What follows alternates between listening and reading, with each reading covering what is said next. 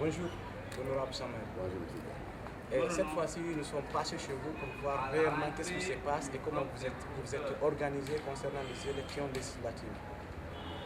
Comme tous les grands partis de la Guinée, compte tenu des leçons du passé où les élections ont été l'occasion pour le gouvernement pratiquement de désigner qui député, nous avons pris des dispositions sur le terrain, parce que c'est le terrain qui commande, de renouveler toutes les structures de notre parti, d'installer dans chaque village un ou plusieurs comités de base, parce que souvent les comités de base contrôlent la population, pour que, premièrement, les populations soient sensibilisées pour se faire recenser.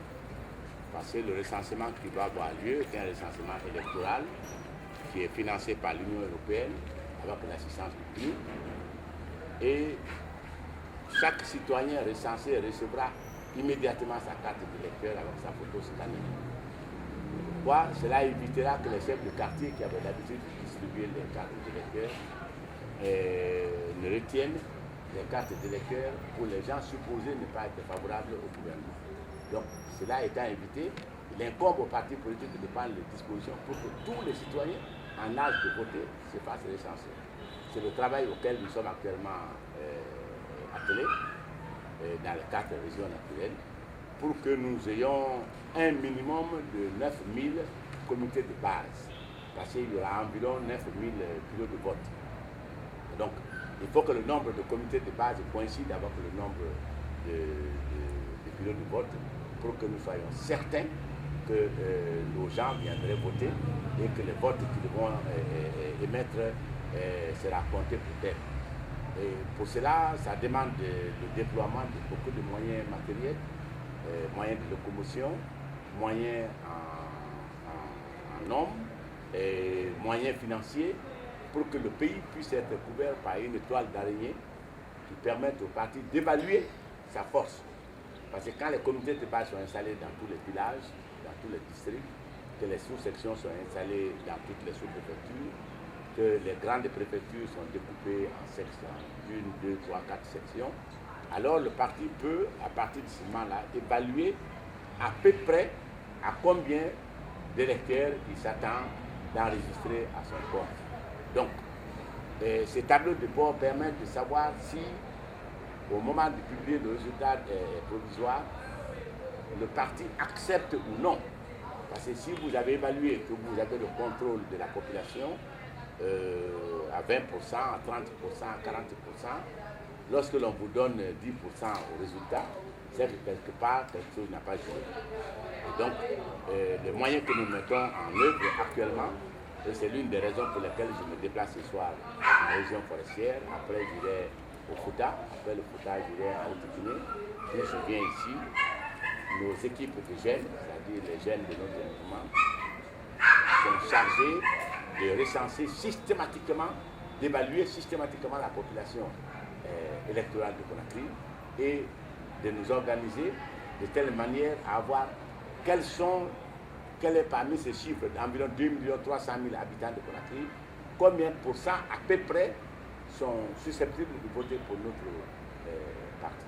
Voilà, tous ces moyens-là, c'est ce qui dépend directement de nous. Maintenant, il y a d'autres moyens qui relèvent de la collaboration avec le gouvernement. C'est la commission électorale nationale indépendante qui vient d'être installée et dans laquelle nous avons un représentant. Comme tous les grands partis ont un représentant, 10 de l'opposition, 10 de la mouvance, 3 de la société civile et 2 de l'administration. Ceux-là vont travailler en collaboration avec le gouvernement pour poser des actes conjoints avec le gouvernement, parce qu'avant, la commission était attelée au gouvernement. Cette fois-ci, ce sont 2 chevaux qui conduisent au front le processus électoral. Donc, nous sommes représentés dans cette commission. Nous devons savoir ce qui s'y passe. Est-ce que la collaboration avec le gouvernement se joue d'une façon satisfaisante, c'est-à-dire conforme à la loi? Nous ne demandons pas qu'on viole la loi, mais il faut qu'on respecte strictement la loi. C'est nous qui avons préparé le projet de loi. Si la loi est correctement respectée par la commission et par le ministre, si nous sommes bien organisés sur le terrain, il n'y a aucune raison de penser que nous allons douter du résultat des élections. Monsieur l'honorable, excusez-moi de vous appeler monsieur. Oui. Il y a d'autres qui disent, par exemple, ils ont les urnes, mais nous avons, c'est-à-dire, vous avez les électeurs, nous avons les urnes chez nous. Oui. À travers ceci-là, c'est des préfets ou bien de CRD ou bien des chefs de quartier. Qu'est-ce que vous pensez faire? Vous avez parlé, vous avez évoqué ici de la CENI, mais qu'est-ce que vous pensez faire contre ceci-là aussi? Non, ceux qui disent ça, ils parlaient en application de la loi électorale ancienne. La loi électorale ancienne donnait un rôle prépondérant au gouvernement, c'est-à-dire au gouverneur, au préfet, au sous-préfet et au chef de quartier. C'est pour contrebattre le fait qu'ils détiennent les bulletins de vote et les électeurs que nous avons mis en place la commission électorale. Parce qu'aujourd'hui, le ministre ne peut pas prendre un arrêté pour modifier un arrêté qui lui est défavorable sans l'aval de la commission.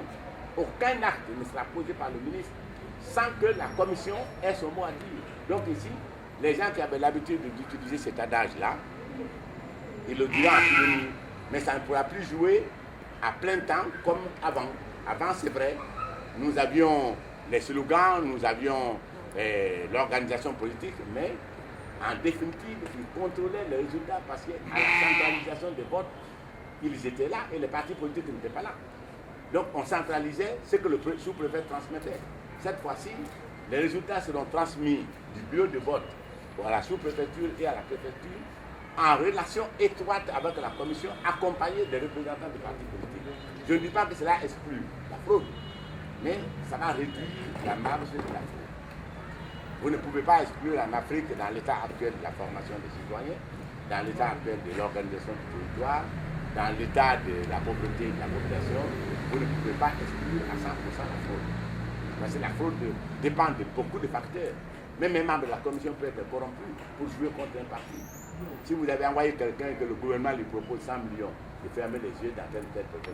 Mais si au cas échéant, ces gens-là, par exemple, sont découverts, qu'est-ce qu'il faudrait faire? La loi a prévu de les punir pénalement, les mettre en prison.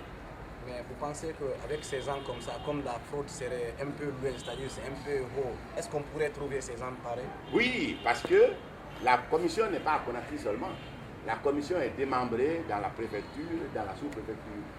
Donc, et puis la commission ne travaille pas en solo. La commission, partout, il y a le bureau de la commission, les partis impliqués dans les élections sont représentés. Donc, si on ne découvre pas celui qui a fait la fraude, c'est que le représentant du parti aurait été complice de la fraude. Alors, si je comprends bien, cette fois-ci, vous voyez quelque chose de positif?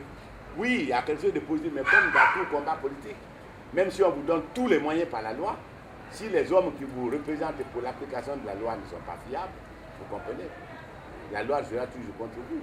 Donc ici, les moyens légaux dont nous disposons permettent, s'ils sont appliqués correctement, de réduire la marge de la fraude. Cette fois-ci, à cause de la concomitance de l'action entre le gouvernement et le ministre. La commission n'est plus subordonnée au ministre. Avant, la commission était un instrument du travail du ministre. Donc, que ce soit le CNE, que ce soit la Sénat, c'était des organes subordonnés au gouvernement. Cette fois-ci, ce sont des organes qui travaillent conjointement, en coopération, à égalité d'actes, n'est-ce pas, avec le gouvernement. Voilà. J'en suis très ravi, honorable. Merci.